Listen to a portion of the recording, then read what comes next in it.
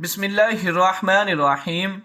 سیدنا عمران بن حسین رضی اللہ تعالیٰ عنہ سے روایت ہے کہ ایک شخص نے خاتم النبیین نبی کریم صلی اللہ علیہ وآلہ وسلم کی خدمت میں حاضر ہو کر کہا، السلام علیکم۔